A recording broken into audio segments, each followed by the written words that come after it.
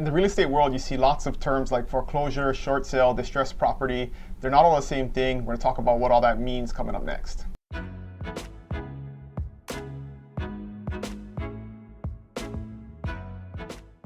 Hey, what's going on, everybody? Dylan Nonaka here with the Buy Big Island video blog, and I wanted to talk this week about distressed properties. So you see in the real estate world and on online websites, there's different terms like foreclosure, foreclosed, short sale, distressed property.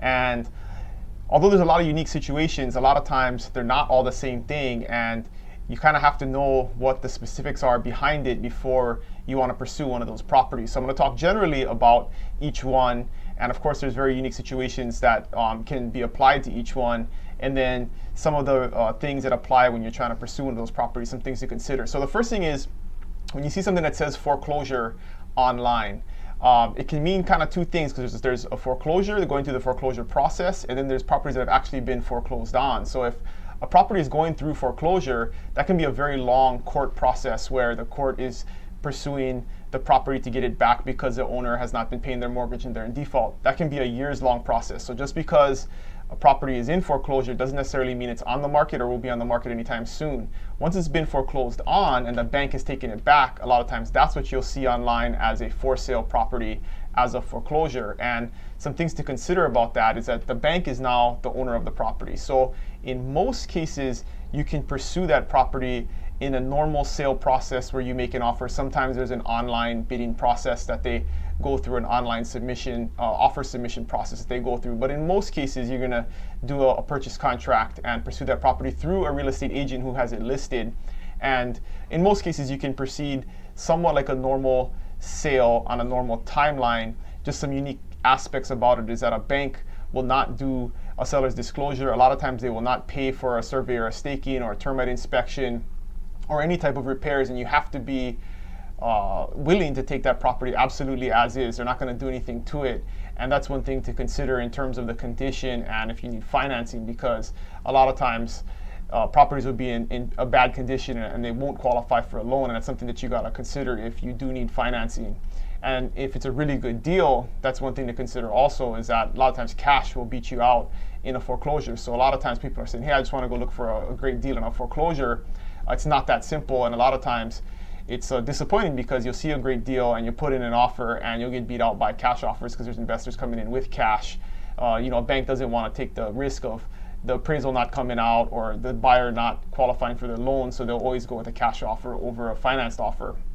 But that in general is a foreclosure or a foreclosed property. It's already bank owned. So the second thing you'll see out there is a short sale sometimes in real estate descriptions. And a short sale is a little bit different because it is still owned by the owner. They may be behind on their mortgage, or they're definitely underwater. So what that means is that they owe more on their mortgage than the property is worth. And this, we don't see this as much now, but it's still happening if somebody bought their property in 2006, 2007, 2008, when the market was going crazy before the housing downturn. They could very well owe more on the house than the house is worth today, or it went into disrepair, whatever the case is. They took a refinance out and they owe more on it than they could sell it for. And in that case, you can put the property up for sale, but you have to get the bank to approve the sale. So this is a little bit more of a complicated process, and sometimes this can take 4 to 6 months to get a property like this closed, because everything that you negotiate with the seller then has to get approved by the bank in order to proceed with the sale, because the bank has to agree to take less money than what is owed on the house. So it can be a little bit of a complicated process. You can find a good deal in this situation, but you really have to be committed to the long haul, because in most cases there's going to be a lot of back and forth with bank approvals, and like foreclosures in this case, a lot of times the owner doesn't have any additional money, so the owner is going to really reduce or not agree to pay for any normal costs that a seller would normally pay in the process. So you may want to build that into your financing, where you may want to pay for the survey or the staking. You may have to pay for the termite treatment if it's needed, if the seller cannot pay for it. So that's a short sale, a little bit different. The owner still owns it, but the bank has to be involved, because the bank has to approve the sale price and the sale terms, since they may have already filed foreclosure proceedings or are pursuing to get the property back. But a bank will always prefer to get the property sold and get paid off than go through the long expensive process of going through a foreclosure.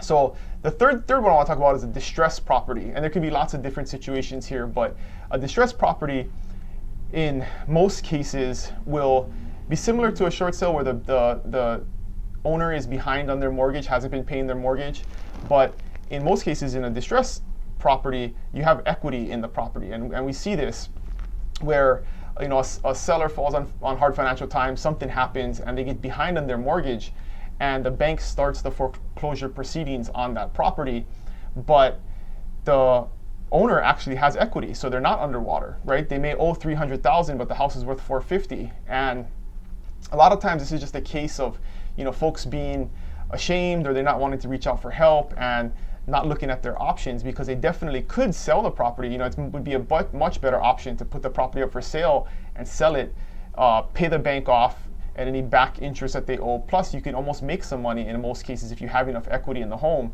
So that's this happens from time to time, and a lot of times people don't know that they have the opportunity to do this. But if the bank is involved, even if the foreclosure proceedings have already started, the bank has filed liens on the property, you can still put the property up for sale, and a lot of times work with the attorney who's working through the foreclosure process, because they would much rather, again, get the property sold, get the bank paid off, and walk away free and clear, and you don't have to have that foreclosure on your record, on your credit going forward. So it's a much better option. But a lot of times people just don't they don't want to talk about it.